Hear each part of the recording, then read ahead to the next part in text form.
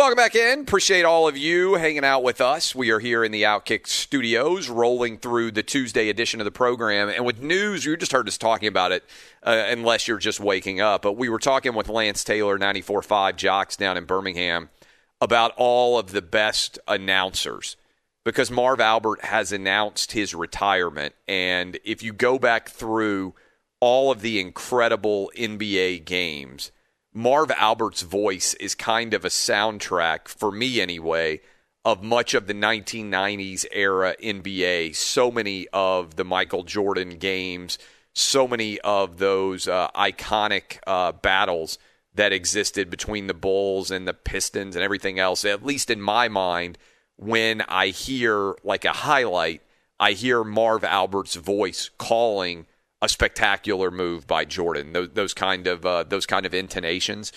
And with the announcement that he is retiring, it got me wondering and thinking about this.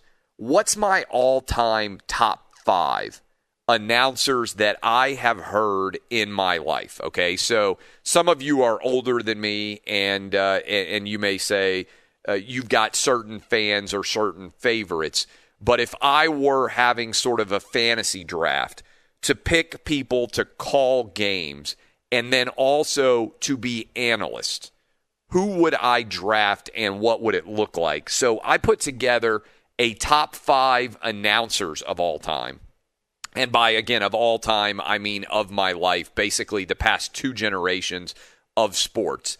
And then also simultaneously a top 5 of people calling games. And you guys can tweet me your suggestions and your opinions, and you can do that at Clay Travis on Twitter, and I'll scroll through and check those out. But I wanted to go ahead and rank, and this is my personal list, 5 best people calling games, and I'm trying to do it for multiple sports, although obviously some of these guys are particularly connected to one sport or the other. And so my number 1 draft pick, the guy who, when I heard his voice, I thought to myself, this is going to be amazing, is, for me, as a huge college football guy, Keith Jackson. I think that Keith Jackson's voice is the greatest voice ever to call a broadcast a game. The phrases that he would use, whoa, Nelly, the big uglies, the way that he would describe the sunsets at the Rose Bowl. I mean, this guy was an absolute poet. And his voice and the intonation and the way that it flowed off like syrup, like bourbon or whiskey, and a nice, afternoon sunset. I mean, I don't know that any voice has better fit a sport than what you heard when Keith Jackson called college football. So he is my personal number 1. I hear his voice. It is absolutely phenomenal. I know that the game is going to be incredible. Number 2, I've loved this guy forever, Brent Musburger. I know he's calling Raiders games on the radio now and that he finally got fed up with ESPN and just decided to walk away. And by the way, I think he got a pretty good payday because the gambling network that he started out in Las Vegas, VSiN, just got bought by DraftKings as sports gambling has continued to grow. But if you think back, Musburger was such an iconic voice, the way he would sneak in gambling references. And I feel a little bit like a kid sometimes getting to meet some of these guys.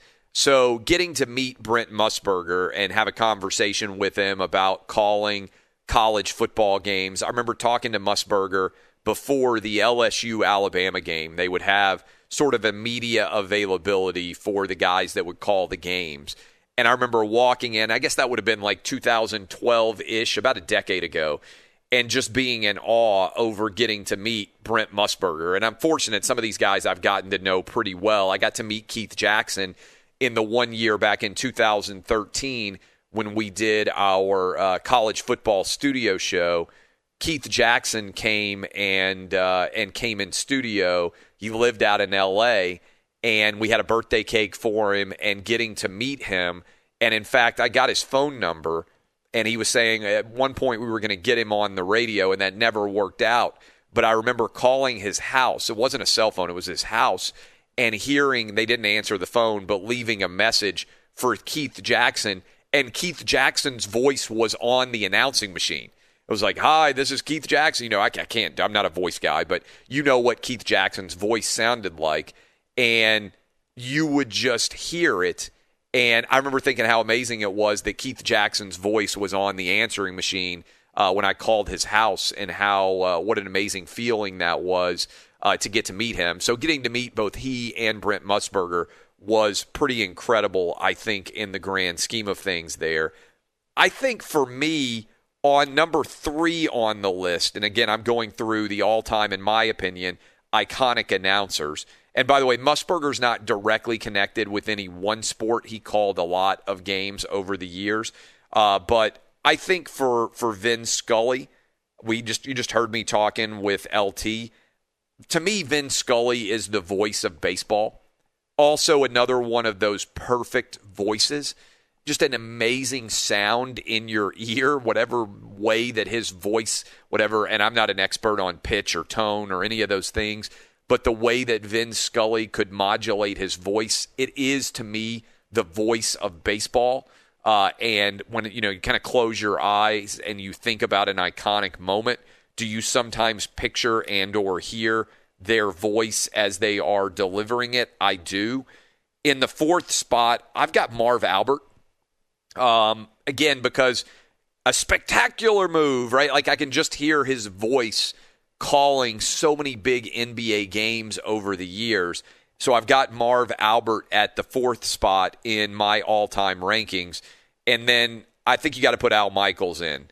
So again, I understand everybody can have different rankings and different order.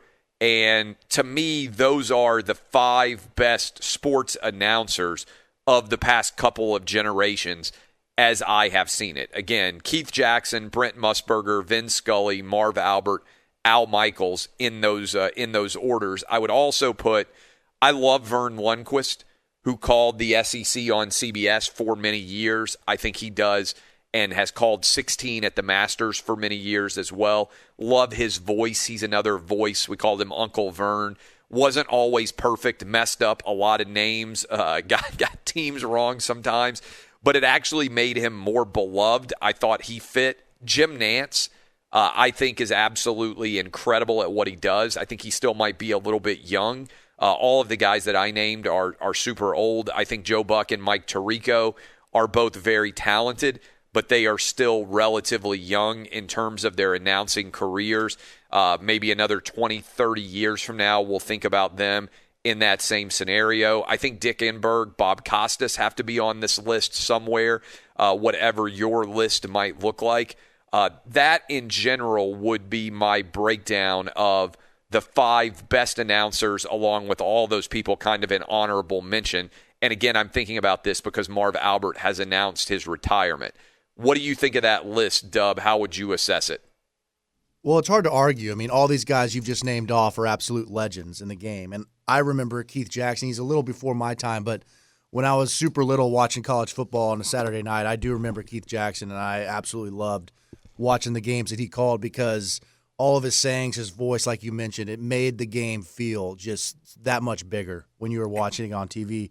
Another guy you didn't mention who maybe not quite on the level of these other guys that you've named off is Gus Johnson. I think he's a great announcer for college football and whatever he calls. He just a lot, especially when explosive plays come down, the way he calls those moments. And another guy you may not be familiar with, but he's overseas in the soccer arena, is Ray Hudson, who calls basically all of Messi's games. Yeah. And when Messi does something fantastic, his calls are always memorable. Some of the phrases he uses, coupled with his accent, I think is a really fun to watch and listen to as well. Gus Johnson is a good one because he hits the right tone and enthusiasm. The other one that I would mention that I used to love watching growing up, and then he basically got cashiered, Ron Franklin. Do you remember Ron Franklin? He did a lot of college football night games, and I mean, he was another voice that you heard, and it just felt like it fit perfectly the overall call of the game. To me, just an iconic voice in terms of the way that it's connected to the sport. This one's a little bit more challenging because I was also thinking about this. Analysts and people who are, you have the announcers and then you've got the analysts, the game analyst. To me, there are three guys that are so directly connected to their sport, it's almost impossible not to think about them. Barkley is probably the greatest former athlete in media of all time. Would you dispute that at all, Dub, in terms of anybody in my life that I have ever seen be a great player and then also a great analyst? Barkley is one of the 50 greatest NBA players of all time. I think he's an even better analyst than he is a player, and he was a tremendous player. An MVP, one of the 50 greatest NBA players of all time. I find him to be so incredibly good at what he does. I think he's the best former athlete to ever do media. Yeah, I totally agree. And there's oftentimes when guys are all-time greats in their sport, they're not really that good on camera. And Barkley, that's right. Like you just said. It's a lot said, like being a coach. Exactly. Because sometimes what makes you a great player, you don't necessarily pick up on the intricacies or the nuances or the subtle variations that can allow you to be a great coach, because so much of the sport comes naturally to you. And we've seen this, when it comes to coaches or general managers. I mean, Jordan hasn't been a great owner. John Elway has not been a great individual vice president or general manager or whatever it is. Sometimes the all-time greats don't have that same ability when it comes to discerning talent. Same thing is true. There are lots of people who step into the booth or step into broadcast and media, and they aren't able to translate in any way that same level. And I just think Barkley is the best there's ever been. Yeah, I agree. He's kind of like the Jerry West version, because Jerry West obviously had a very successful career after he's played in the front office. Charles Barkley kind of on that same trajectory, but broadcasting-wise. John Madden, greatest NFL voice of all time. And by the way, you could say that I probably should have mentioned Pat Summerall, another great iconic voice who sat beside John Madden for a long time, and that's probably a one that I should have thought to mention. But Pat Summerall and John Madden were an incredible combo, and then I believe I'm correct, John Madden and Al Michaels were a combo for a while, and John Madden, I think, is the most iconic voice to ever be connected to the NFL. And I know some of you out there are young, and you may be familiar with John Gruden, you may be familiar with other voices, but to me, John Madden, and a lot of kids, like my kids play Madden every day, and they really don't know John Madden at all, right? As a former coach, certainly, but even as an announcer anymore. And I can tell you that's another guy getting to meet where I was just in awe of getting to meet John Madden after having spent as much time watching him on television over the years. I think John Madden is, for a former coach, the guy that is the best analyst in the NFL that there has ever been. Would you agree with that? Yeah, I definitely would. I'm trying to even think of a close second, and no one's really I think coming to Gruden, mind. honestly, Yeah, I mean, was really good on Monday Night Football, and I think he had his own voice. But I'm not even sure. It's hard for me to even think. I mean, Romo might already be the best former player out there calling games, and there are a lot of people that are really, really good at it. And in fact, we had him on the show for a long time until he went to CBS. Charles Davis is the voice of Madden right now. I think he does a fantastic job in the NFL. But to me, Romo is probably at the absolute apex already. I mean, certainly he's being paid like it and sitting alongside of Jim Nantz. I think Madden is going to be hard to ever knock off that pedestal. And some of the older guys out there can think about the Howard Cosell's of the world. Again, if you're listening to this conversation, I'm talking about people that and I'm 42, that I have watched call games basically over the last couple of generations. So I can't speak to people that were in the booth before me, before I was able to watch it, because it's just you're making up stuff if you talk about guys that you didn't actually watch yourself. For college football, I think Kirk Herbstreit's the face of college football. I think he is the best analyst. You heard us talking in the last segment the best compliment that I think you can give someone in this discussion is that you didn't even know they played college football. And I think there are a lot of people who watch College Game Day that don't remember Kirk Herbstreit as the starting quarterback for Ohio State. He's just so good at calling games that there's a facility, there's a talent there, there's a comfort, smoothness that is really, really comes through with Herbstreit. I think he's got a great voice. And again, I don't think a lot of people realize what it's like when that red light comes on. There is a level, and the same thing can be true, by the way, the red light that comes on for the microphone when you're talking on radio or anything else. I have seen it happen so many times in my career where you're in the green room, like out in Fox Studios in L.A. or Fox News in New York City. You're in the green room and you're having a fabulous discussion. You're having an incredible rapport with someone. And that little walk from the green room out to the studio, it's cooler. All the cameras are around. All the big lights are there. And they flip it on. And a lot of people tighten up to such an extent that they don't feel comfortable in front of the camera. And if you don't have that comfort in front of the camera, then it can make people not be as comfortable with you.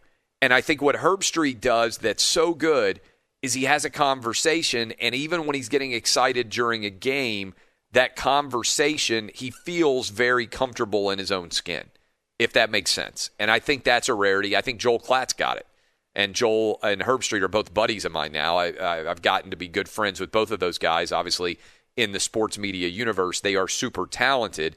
I'm not an expert in hockey.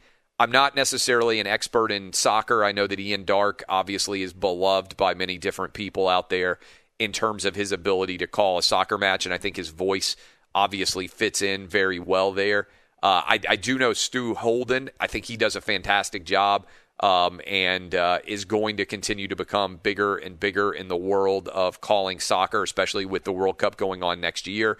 I think he does phenomenal work for Fox. There are a lot of names out there that we really haven't necessarily defined one as it pertains to college basketball. For a long time it was Billy Packer, and I feel like Grant Hill and Jim Nance, and I probably should say Bill Raftery, I think is probably the voice that most people think of when they think of college basketball. I think Bill Raftery is, I've gotten to meet him as well, and he does incredible work. Those would be the guys that I would say. Certainly Dickie V, for many people, is the voice that sort of personifies college basketball. I would say with Dick Vitale, I don't know very many people who have a negative opinion of Bill Raftery. I feel like of all the people on this list, Dick Vitale is probably the most polarizing. He can be either someone that people love or hate, whereas I don't think that many people, I think mostly Barkley's beloved. I think John Madden is mostly beloved. Herbstreit, Bill Raftery, those are guys that I feel like almost everybody likes who's a fan of the sport.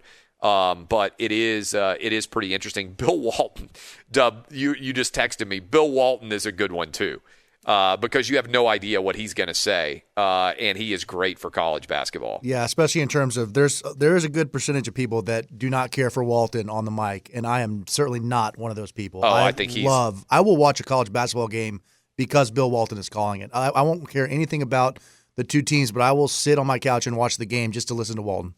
At some point, I'll give my official top 5 for, sort of studio analysts as well, but I haven't made my official list. I just kind of ran through talking about them all there.